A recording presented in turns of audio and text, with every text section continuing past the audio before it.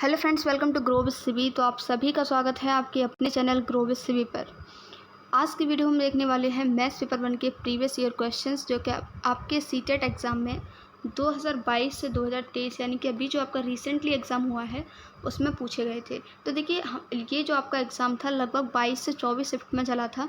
ठीक है, तो हम देखिए डे वाइज इसके सारे प्रीवियस ईयर कर रहे हैं। एसएसटी पेपर 2 की प्लेलिस्ट बनी हुई है।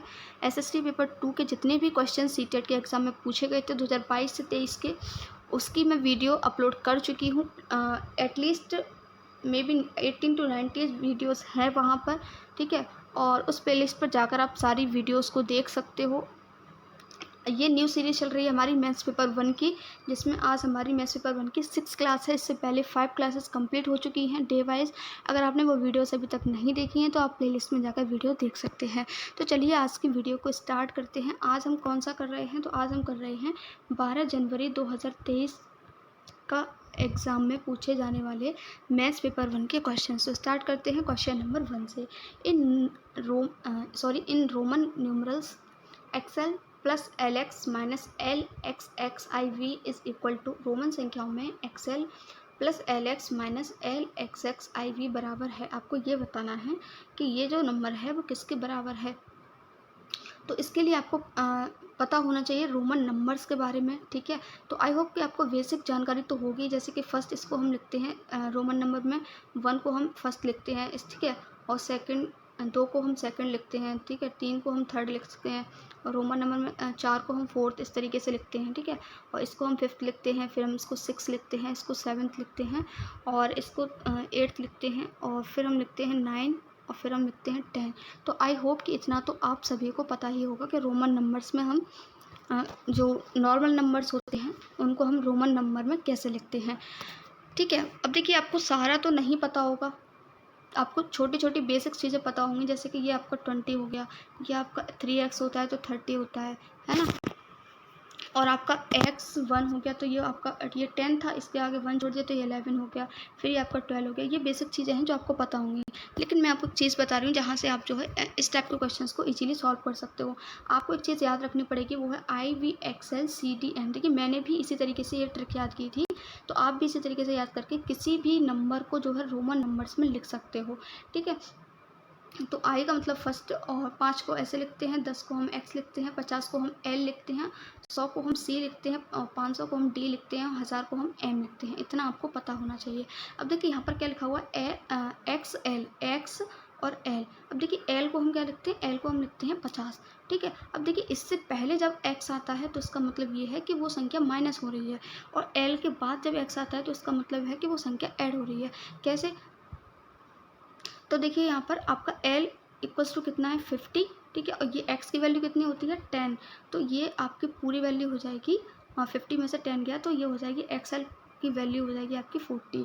ऐसे ही अगर हम नेक्स्ट बात करते हैं तो नेक्स्ट देखिए L और X लिखा हुआ है, इसमें जुड़ जाता है जब X छोटा नंबर, जब बड़े नंबर से आगे छोटा नंबर लिखा होता है तो वो जुड़ जाता है, और जब बड़े नंबर से पीछे छोटा नंबर लिखा होता है तो वो घट जाता है।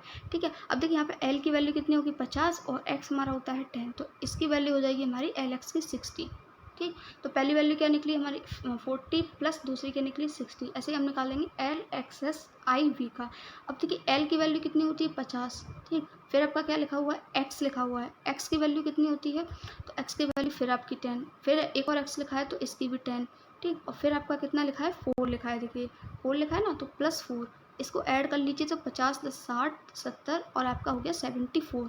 ठीक है, अब 74 को इसमें से कर दीजिए माइनस, यहाँ पर -74। कितना इजी हो गया देखो, 6 ये आपका 60 और 40 हो जाएगा आपका 100, 100 माइनस 74। इसको जब आप माइनस करोगे तो आपका कितना आएगा, ये आपका आ जाएगा ऑलमोस्ट 6 और 26 आ जाएगा आपका। ठीक है, अब आपको बस ये बताना है कि 26 को हम कैसे लिखेंगे, तो ऑप्शन नंबर बी हमारा बिल्कुल करेक्ट हो जाएगा। 26 को कैसे लिखेंगे हम, तो ये देखिए ये हो गया आपका 10, 20 और 6 और रह गया आपका, तो इस तरीके से 6, ये हो गया हमारा 26। तो ऑप्शन नंबर बी हमारा यहाँ पे बिल्कुल करेक्ट हो जाएगा। इस तरीके से आप कोई भी रोमन नंबर से रिलेटेड क्वेश्चन को सॉल्व कर सकते हो। Next question number 2, very easy question है, कुछ नहीं करना है, जस्ट मल्टीप्लाई करना है, डिवाइड करना है, लेकिन ईजी है बट ट्रिकी है। अगर आपको इसका तरीका पता है, एक सही अप्रोच पता है इस क्वेश्चन को सॉल्व करने की, तभी आप इस क्वेश्चन को सही तरीके से सॉल्व कर सकते हो, अदरवाइज आप इसका जो आंसर है वो गलत लगा कर आओगे। देखिए ये इस टाइप का क्वेश्चन जब भी आपके किसी भी क्वेश्चन में आपका मल्टीप्लाई, ऐड, सब्ट्रैक्ट यानी जोड़ना, घटाना, गुणा सब एक साथ दे रखा हो, तो उसमें हम यूज़ करते हैं BODMAS रूल। अब BODMAS रूल क्या होता है, तो बी से होता है ब्रैकेट, ओ से होता है ऑफ, डी से होता है डिवाइड, यानी पहले हम डिवाइड करते हैं, भाग देते हैं किसी भी संख्या का, फिर हम करते हैं उसका गुणा, फिर हम जोड़ते हैं, फिर हम घटाते हैं। इसी तरीके से आपको चलना है। तो ये जो ब्रैकेट में संख्या लिखी हुई है, इसमें आप देखिए आपको क्या क्या साइन लगाए हुए हैं, एक तो गुणा का या मल्टीप्लाई है, डिवाइड है और फिर आपका मल्टीप्लाई है। तो सबसे पहले हम देखिए BODMAS में डी आ रहा है, यानी सबसे पहले हम करते हैं डिवाइड, फिर करते हैं हम मल्टीप्लाई। ठीक है, तो पहले हम कर लेते हैं डिवाइड, तो 0.04, और जब हम 0.35 में 7 से डिवाइड करेंगे तो ये आपका आ जाएगा इंटू 0.05 और इंटू 5। अब कुछ नहीं करना, अब इन तीनों का क्या कर लेना है, मल्टीप्लाई कर लेना है। मल्टीप्लाई करने पर आपका क्या आ जाएगा 0.01, यानी कि ऑप्शन नंबर ए आपका यहाँ पे बिल्कुल करेक्ट हो जाएगा। Next question number 3, from the following options identify a number which is divisible by 3 and 4 but not divisible by 9। देखिए इस टाइप का क्वेश्चन पहले भी प्रीवियस वीडियो में पूछा जा चुका है। अगर आप इस सीरीज़ को फॉलो कर रहे हैं तो आपको पता होगा कि किस तरीके से क्वेश्चंस जो है रिपीट भी हो रहे हैं, है ना। तो चलिए क्वेश्चंस पर आते हैं। निम्न विकल्पों में से उस संख्या को पहचानिए जो 3 और 4 से विभाज्य है परंतु 9 से विभाज्य नहीं है। इसके लिए देखिए आपको इस क्वेश्चन के लिए आपको क्या पता होना चाहिए, डिविजिबिलिटी रूल यानी कि भाजकता के नियम पता होने चाहिए। 2 से लेकर के 11 तक अगर आप भाजकता के नियम तैयार कर लेते हैं तो आप इस तरीके के क्वेश्चंस को इजीली सॉल्व कर पाएंगे, चाहे पेपर 1 की बात करें, चाहे मैथ्स पेपर 2 की बात करें। ठीक है, तो देखिए इसमें क्या कह रहा है कि ऐसी संख्या आपको पहचाननी है जब 3 और 4 से विभाज्य हो। तो 3 की भाजकता का नियम क्या कहता है, ये कहता है कि जो भी संख्या आपको दी गई है उसके सभी नंबर्स को जोड़ करके जो वैल्यू आ रही है वो 3 के पहाड़े में आनी चाहिए, यानी कि 3 से पूरी तरह डिवाइड होनी चाहिए। नेक्स्ट 4 की भाजकता का नियम क्या कह रहा है कि जो भी संख्या आपको दी गई है उसकी लास्ट 2 डिजिट, यानी कि जैसे ये सेकंड नंबर ऑप्शन में 612 लिखा हुआ है तो इसकी लास्ट 2 डिजिट क्या है 12। ठीक है, तो ये आपकी किससे 4 से पूरी तरह डिवाइड होनी चाहिए। पूरी तरह डिवाइड होने से मेरा मतलब है इसका जो शेषफल है, जो रिमाइंडर है वो 0 आना चाहिए नीचे। ठीक है, ऐसे ही अब 9 की ओर देख लेते हैं। 9 से विभाज्य नहीं है तो 9 की भाजकता का नियम क्या कहता है, तो जो 3 की भाजकता का नियम था सेम वही 9 की भाजकता का नियम होता है। ये क्या होता है, ये होता है कि जितनी भी नंबर्स आपकी हैं उन सभी को ऐड करके वो जो नंबर आएगा वो आपका 9 से डिवाइड होना चाहिए, यानी कि 9 की टेबल में वो आना चाहिए। ठीक है, अब देखिए क्वेश्चन को सॉल्व कर लेते हैं। तो देखिए सबसे इजी हमें कहाँ पड़ेगा, सबसे पहले हम देखते हैं 4 से डिवाइड। तो 4 से डिवाइड का बहुत इजी था, क्या था, लास्ट की 2 डिजिट जो है 4 से विभाजित होनी चाहिए। तो अगर हम पहला ऑप्शन देखते हैं 88, तो 4 दूनी 8, 4 दूनी 8 पूरी तरह डिवाइड हो रहा है, या तो ये हो सकता है। दूसरा अगर ऑप्शन देखते हैं ऑप्शन नंबर बी, तो 4 से पूरी तरह डिवाइड हो रहा है, 4 3 12, ये भी डिवाइड हो रहा है। लेकिन अगर हम तीसरा ऑप्शन देखते हैं तो इसकी जो लास्ट 2 डिजिट हैं वो पूरी तरह डिवाइड नहीं हो रही, तो ये ऑप्शन तो सही हो नहीं सकता। और लास्ट ऑप्शन देखते हैं तो 4 से 10 जो है पूरी तरह डिवाइड नहीं हो रहा है, तो ये भी हमारा ऑप्शन नहीं हो सकता। अब या तो ए सही हो सकता है या बी सही हो सकता है। देखिए ये एक अप्रोच होती है क्वेश्चन को सॉल्व करने की, ठीक है, जिससे आप कम टाइम में जो है क्वेश्चन को इजीली सॉल्व कर पाओ।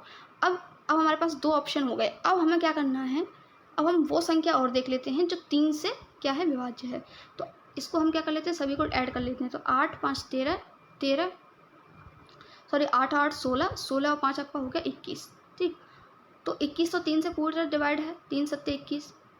अब ये देखिए क्या ये 9 से डिवाइड है, तो 9 एकम 9, 9 दूनी 18, 9 3 27, नहीं ये 9 से डिवाइड नहीं है। और यही इसमें पूछा गया है कि वो संख्या पहचानिए जो 3 और 4 से विभाज्य है लेकिन 9 से विभाज्य नहीं है। तो ये संख्या 9 से विभाज्य नहीं है, 3 से विभाज्य है और 4 से विभाज्य है। तो ऑप्शन नंबर ए हमारे यहाँ पे बिल्कुल करेक्ट हो जाएगा। Next question number 4, what should be subtracted from 186 plus 215 plus 46 minus 170 to get 188, यानी कि 188 प्राप्त करने के लिए 186 प्लस 215 प्लस 40 माइनस 170 में से क्या घटाया जाए। देखिए मोस्ट रिपीटेड क्वेश्चन है, कई बार सीटेट के एग्जाम में पूछा गया है और हो सकता है कि आपके इस बार के एग्जाम में भी ये क्वेश्चन पूछ लिया जाए। ठीक है, बहुत ईजी क्वेश्चन है, देखिए कुछ नहीं करना है। और देखिए रिसेंटली अभी 1-2 शिफ्ट में अभी मैंने आपको जो वीडियोस अपलोड की हैं, ठीक है, ये 6 वीडियो हमारी, इससे पहले जो 5 वीडियो अपलोड किए हैं वहाँ पर भी मैंने आपको इस टाइप का क्वेश्चन करवाया है, रिपीटेड क्वेश्चन है। अब देखिए 186 + 215 + 46 - 170, इसमें से ये बोल रहा है कि क्या घटाया जाए। अब देखिए जो कह रहा है वही कीजिए, क्या घटाया जाए, तो हमने x घटा दिया। ठीक है, क्या प्राप्त हो रहा है x घटाने पर 188। तो 188 कुछ नहीं करना, इसको सॉल्व कर लीजिए। सॉल्व करने के लिए क्या करेंगे हम, बॉड मास रूल में पहले हम देखिए क्या करते हैं, बॉड मास रूल ऐड करते हैं, फिर सब्ट्रैक्ट यानी पहले जोड़ते हैं फिर घटाते हैं। तो पहले आप इन सभी डिजिट को जोड़ लीजिए, जोड़ने के बाद क्या कर दीजिए, इनको माइनस कर दीजिए। तो ऑलमोस्ट ये आपका जोड़ने के बाद आ जाएगा 447 - 177 -170 = 277 आ जाएगा। ठीक है, 277। अब 277 - x = आपका हो जाएगा 188। और इसको अगर हम सॉल्व करेंगे तो आपका हो जाएगा x = 277 - 188। जब हम 277 में से 188 माइनस करेंगे तो इसका आंसर आ जाएगा 89, यानी कि ऑप्शन नंबर ए आपका यहाँ पर बिल्कुल करेक्ट हो जाएगा। Next question number 5। Anu had 8 packets of 36 toffees each of distribute on her birthday, यानी कि अनु के पास अपने जन्म पर बांटने के लिए 36 टॉफ़ियों वाले 8 पैकेट हैं, यानी कि एक पैकेट में आपकी 36 टॉफ़ियाँ आती हैं। She distributed 1/4 of the toffees among her friends, यानी कि 1/4 हिस्सा उसने अपनी सहेलियों में। एंड 3/8 अमंग हर टीचर्स, यानी कि 3/8 भाग उसने अपने शिक्षकों में बांटा। She kept 1/3 of the toffee for her brother, और 1/3 जो 1/3 भाग है उसने अपने भाई के लिए रखा है। अब उसके पास कितनी टॉफ़ियाँ बची, तो आपको ये बताना है कि उसके पास अब कितनी टॉफ़ियाँ बची हुई हैं। अब देखिए बहुत ही इजी क्वेश्चन है, आप क्वेश्चन अच्छे से पढ़िए। उसके पास क्या है, 8 पैकेट हैं 36 टॉफ़ियों की। ठीक है, तो हम क्या करेंगे कि पहले टोटल टॉफ़ी निकाल लेते हैं कि टोटल टॉफ़ियाँ उसके पास है कितनी, है ना। तो देखिए उसके पास 36 पैकेट हैं, 36 टॉफ़ियाँ हैं एक पैकेट में। एक पैकेट में 36 हैं, तो 8 पैकेट में कितनी होंगी, तो 8 × 36। जब इसको मल्टीप्लाई करेंगे तो आपका आ जाएगा 8 × 6 = 48, 4 आपकी कैरी हो गई, 8 × 3 = 24, 288। ठीक है, टोटल उसके पास जो टॉफ़ियाँ हैं वो कितनी हैं, 288 टॉफ़ियाँ हैं। उसमें से उसने 1/4 भाग अपनी सहेलियों को दे दिया है। तो 288 का 1/4 भाग कितना होगा, तो 288 का 1/4 भाग होगा 1/4 से 288 में मल्टीप्लाई कर देंगे तो ये कितना आ जाएगा, ये आपका आ जाएगा 72 टॉफ़ियाँ, यानी कि 72 टॉफ़ियाँ उसने अपनी सहेलियों को बांट दी। फिर आपका 3/8 भाग उसने किसने दे दिया, शिक्षकों को। ठीक है, 288। अब देखिए 3/8 भाग उसने अपने शिक्षकों को बांटा, तो 288 का 3/8 से मल्टीप्लाई कर देंगे। तो ये जब हम इसको काटेंगे तो आपके आ जाएंगी 108 टॉफ़ियाँ उसने टीचर्स को बांट दी। अब उसने 1/3 यानी 1/3 पार्ट जो अपने भाई के लिए रखा था, तो 288 का 1/3 कितना होगा, 96 टॉफ़ियाँ उसने अपने भाई के लिए रखी।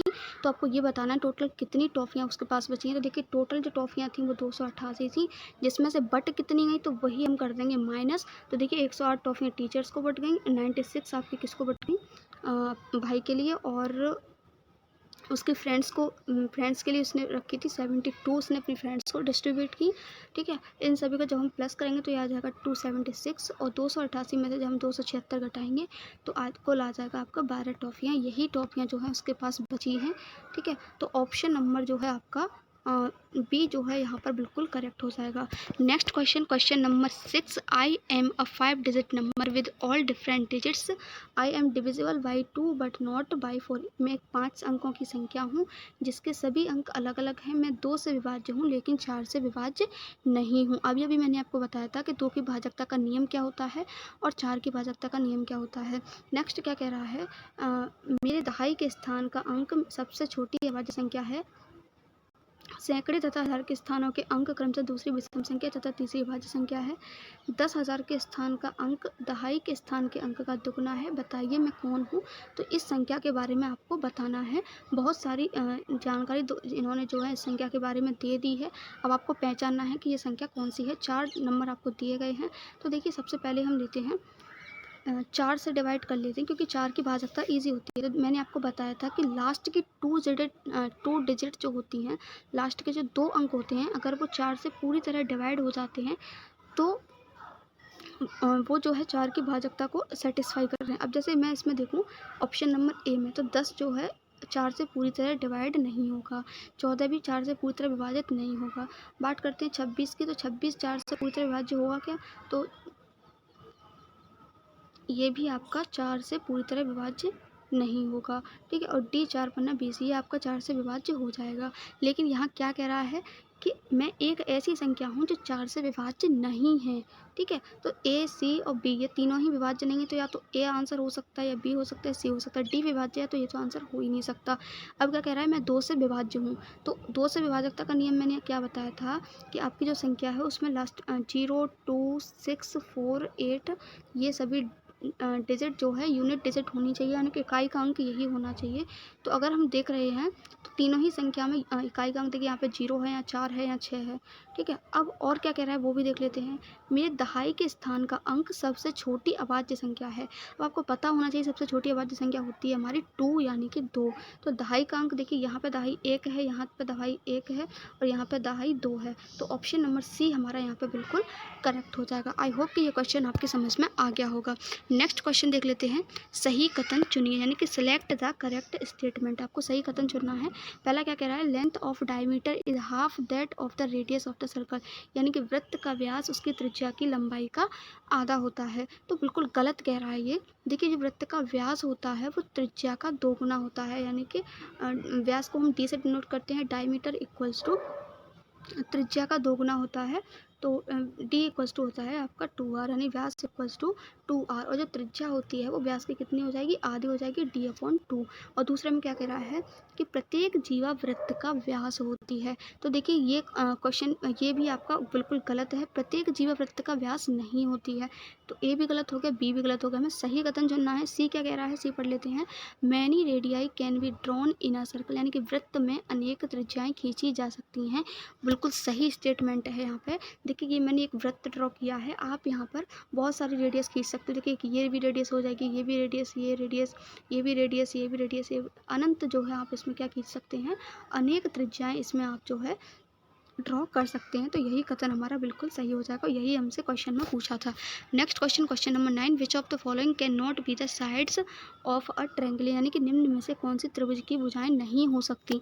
तो देखिए, त्रिभुज बनने के कुछ नियम होते हैं जो आपको पता होना चाहिए। अगर वो नियम इन भुजाओं में लागू हो रहे हैं, वो भुजा आपका त्रिभुज बनाएगी। और जिस भुजाओं में आपके वो जो नियम है वो लागू नहीं हो रहे हैं, वो त्रिभुज नहीं बनाएंगे। जैसे पहला नियम क्या होता है, किसी भी त्रिभुज की दो भुजाओं का योग हमेशा तीसरी भुजा से अधिक होता है। कैसे, जैसे कि मान लीजिए 3 और 4 यानी कि 7, ठीक है। और तीसरी भुजा क्या है, 5, यानी कि 7 5 से क्या है, बड़ी है। तो यही इसमें बोल रहा है कि दो भुजाओं का योग हमेशा तीसरी से अधिक होता है। दूसरा नियम क्या कहता है, किसी भी त्रिभुज की दो भुजाओं का अंतर तीसरी भुजा से क्या होता है, छोटा होता है। कैसे, अगर देखिए मैंने ये ले लिया 4 और 3, तो 4 में से 3 गया, आपका कितना आ गया, 1, और ये क्या है, 5 से छोटा है। तो यही इसमें कहा गया है कि जो अंतर होता है वो तीसरी भुजा से छोटा होता है। अगर हम ऑप्शन नंबर बी देखते हैं तो इसमें क्या लिखा है, देखिए 6 और 6 को अगर हम प्लस करते हैं तो ये आपका हो जाएगा 12, ठीक है। और नेक्स्ट इसमें 12 जो है 6 से क्या है, बड़ा है। अगर हम इसको माइनस करते हैं तो 6 - 6 = 0, जो कि 6 से क्या है, छोटा है। तो ये दोनों ही नियम यहाँ पर अप्लाई हो रहे हैं। लेकिन अगर हम देखते हैं नेक्स्ट ऑप्शन नंबर सी देखते हैं, तो सी में क्या है, 7 और 7। अगर आप 7 और 7 को ऐड करते हो तो ये क्या आ रहा है, 14 आ रहा है, जो कि 15 से कम है। और हमने क्या पढ़ा था कि त्रिभुज की दो भुजाओं का योग हमेशा तीसरी भुजा से क्या होता है, ऑलवेज थर्ड साइड से क्या होता है, ग्रेटर होता है, बड़ा होता है। तो यही ऑप्शन हमारा सी यहाँ पर बिल्कुल करेक्ट हो जाएगा, क्योंकि ऑप्शन नंबर सी में जो है दो भुजाओं का योग तीसरी भुजा से क्या आ रहा है, कम आ रहा है।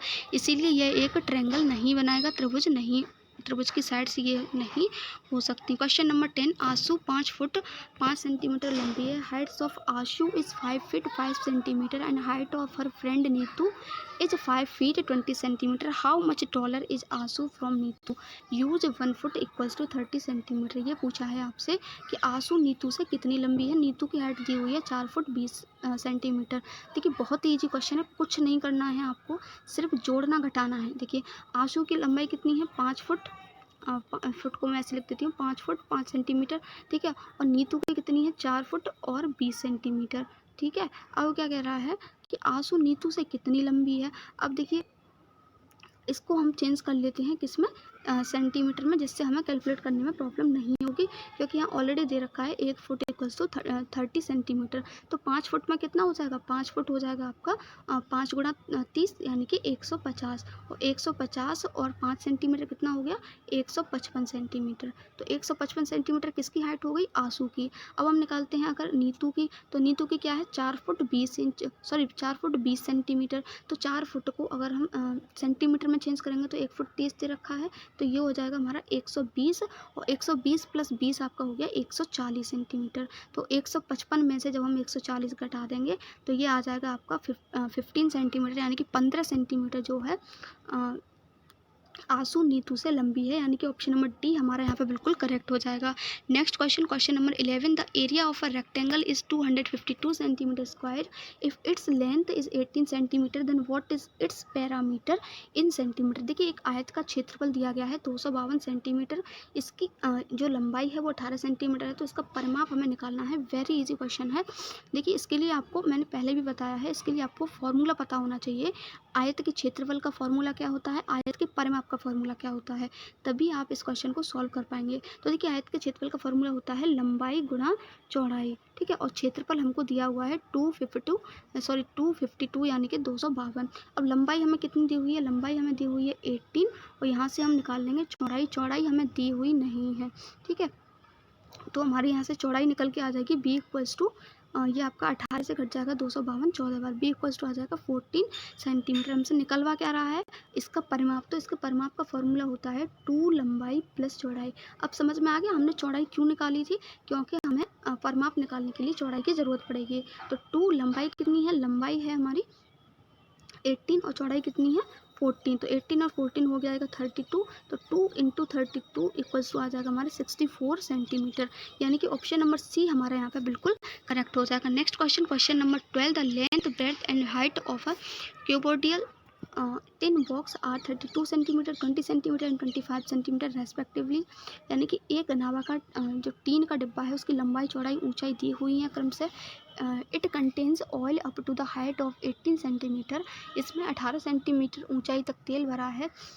How much more oil can be poured in the tin box, इस टीन के डिब्बे में और कितना तेल जो है डाला जा सकता है, ये आपको क्या करना है, बताना है। देखिए घनाभ किस तरह का होता है, इस तरीके का। देखिए इसकी लंबाई दी हुई है, चौड़ाई दी हुई है और हमको ऊंचाई दी है। अब घन का जो आयतन होता है वो कितना होता है, तो वो होता है लंबाई गुणा चौड़ाई गुणा ऊंचाई। देखिए इन्होंने घन लिख दिया है, घन नहीं होगा यहाँ पर, घनाभ होगा, ये बाई मिस्टेक लिख दिया, ठीक है।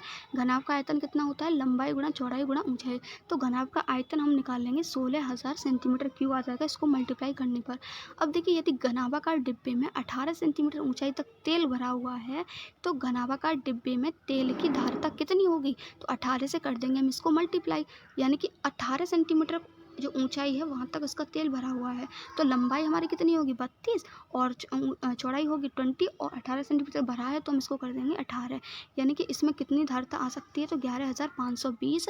और जो टोटल पूछ रहा था इस डिब्बे में डालने की क्षमता तेल, तो इसमें हम क्या करेंगे, 16,000 में से 11,520 को माइनस कर देंगे, तो इसका आंसर आ जाएगा 4,480 सेंटीमीटर क्यूब, यानी कि ऑप्शन नंबर बी हमारे यहाँ पर बिल्कुल करेक्ट हो जाएगा। इतना तेल डिब्बे में और डाला जा सकता है। Next question, question number 13, what comes next in the following pattern, निम्न पैटर्न में आगे क्या आएगा। देखिए इस टाइप का जो क्वेश्चन है हर एक आपके डे में पूछा जा रहा है, चाहे आप 9 दिसंबर का पेपर देख लो, चाहे आप 10 दिसंबर का चाहे आप 9 जनवरी का देख लो, 10 जनवरी का देख लो, 11 जनवरी का, और आज आप ये 12 जनवरी के पेपर में भी इस टाइप का क्वेश्चन देख रहे हैं। तो देखिए आपको उसमें जस्ट पैटर्न को जो है ऑब्जर्व करना होता है कि उस पैटर्न में हो क्या रहा है। तो आप यहाँ देख रहे हैं 4 से पहले 6 हुआ, यानी कि 2 यहाँ पे क्या हुए, ऐड हुए। फिर आप क्या देख रहे हैं 6 से यहाँ पे 3 हुआ, यानी कि क्या हो रहा है 3 कम हो गए। फिर देख रहे हैं 3 से यहाँ पे 5 हुआ, यानी कि 2 फिर से ऐड हो गए, और 2 यहाँ पे क्या हुआ, 2 से यहाँ पे क्या हुआ 4 हुआ, यानी कि आपका जो है 2 फिर से ऐड हो गए, ठीक है। तो यहाँ पे क्या हो रहा है, 2 प्लस हो रहा है, 3 माइनस हो रहा है, ठीक है। तो यही हम इसमें करेंगे। देखिए 4 है, तो देखिए 4 में से हम क्या करेंगे, 3 को क्या करेंगे, माइनस करेंगे। तो माइनस करेंगे तो ये हमारा कितना आ जाएगा, 1 आ जाएगा, यानी ऑप्शन नंबर ए हमारा यहाँ पे बिल्कुल करेक्ट हो जाएगा। Next question, question number 14, the marks scored in examination by Divya in 5 subject when shown in a pie chart make central angles as follows. किसी परीक्षा में 5 विषयों में दिव्या के प्राप्तांकों के पाई चार्ट में दर्शाने पर बने केंद्रीय कोण इस प्रकार थे। देखिए ये पाई चार्ट का क्वेश्चन भी हर एक शिफ्ट में पूछा जा रहा है, बहुत इजी होता है, ज़्यादा टफ नहीं होता है, आप इजीली इस टाइप के क्वेश्चन को कर सकते हो। ठीक है, तो आप देख पा रहे हैं किस तरीके से क्वेश्चन रिपीट हो रहे हैं, इसीलिए मैं कह रही हूँ प्रीवियस ईयर करना मस्ट है। अगर आप सिर्फ प्रीवियस ईयर भी अच्छे से देख लेते हो तो भी आप मैथ्स में अच्छा स्कोर कर सकते हो। चलो देखिए क्वेश्चन क्या कह रहा है।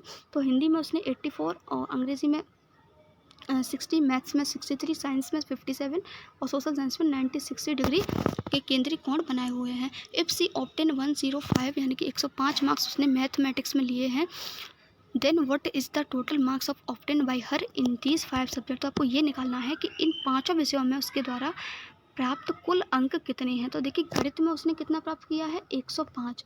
ठीक है, गणित में कितना प्राप्त किया, 105, और गणित में कितना केंद्रीय कोण बनना है, 63, यानी कि 63 डिग्री हो गया हमारा 105 अंक। और 1 डिग्री कितना हो जाएगा, अगर हम 63 डिग्री 105 है तो 1 डिग्री यानी कि 63 से डिवाइड हो जाएगा, तो 105/63 अंक। अब हम इजीली यहाँ पर हर एक सब्जेक्ट का निकाल सकते हैं, 84, 60, 63 सभी का, और इसको प्लस करके हम पाँचों का क्या कर सकते हैं, प्राप्तांक निकाल सकते हैं। तो देखिए पाँचों विषयों का हम कैसे निकालेंगे कि सभी को हम कर लेंगे ऐड, यानी कि कितनी कितनी है, देखिए 84 है, 60 है, 63 है, 57 है।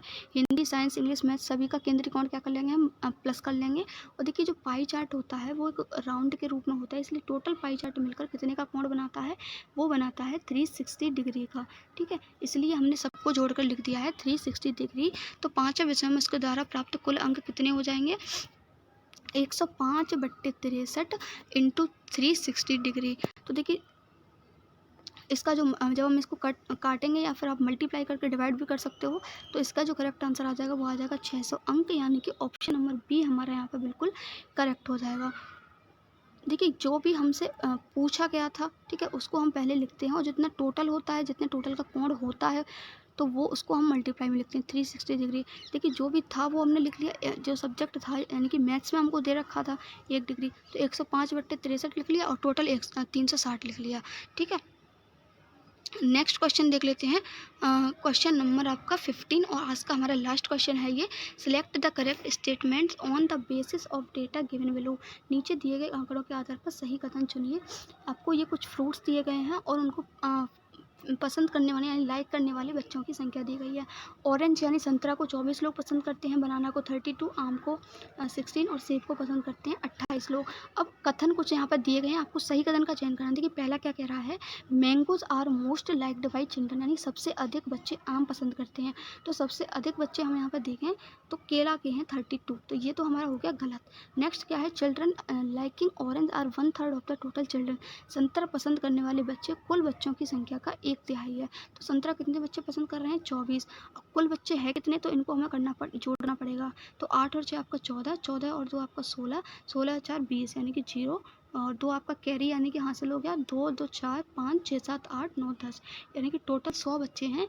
देखिए 100 का 1/3 अगर हम निकालते हैं तो 100 का 1/3 आपका संतरा पसंद करने वाले यानी कि 24 नहीं आएगा। ठीक है, अगर आपको 3 से 100 में डिवाइड करोगे तो ये भी आपका हो जाएगा गलत।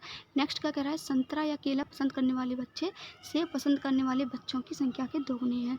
तो संतरा या केला पसंद करने वाले बच्चे कितने हैं, संतरा पसंद कर रहे हैं 24 बच्चे और केला पसंद कर रहे हैं 32 बच्चे, यानी टोटल कितने हो गए, 4 और 2 थे, 3 और 2 5, यानी कि 56। सेब पसंद करने वाले बच्चों की संख्या के दोगुने, सेब पसंद करने वाले कितने हैं 28, और 28 का दोगुना हो गया 56। तो ये कथन आपका बिल्कुल सही है और यही हमसे पूछा गया था। ऑप्शन नंबर सी हमारा यहाँ पर बिल्कुल करेक्ट हो जाएगा। आई होप फ्रेंड्स कि आपको ये वीडियो अच्छी लगी होगी। तो ये थे आज के हमारे 12 जनवरी 2023 के एग्जाम में मैथ्स पेपर 1 में पूछे गए सारे क्वेश्चंस। वीडियो अच्छी लगी हो तो वीडियो को लाइक ज़रूर कर देना। Thank you so much for watching this video.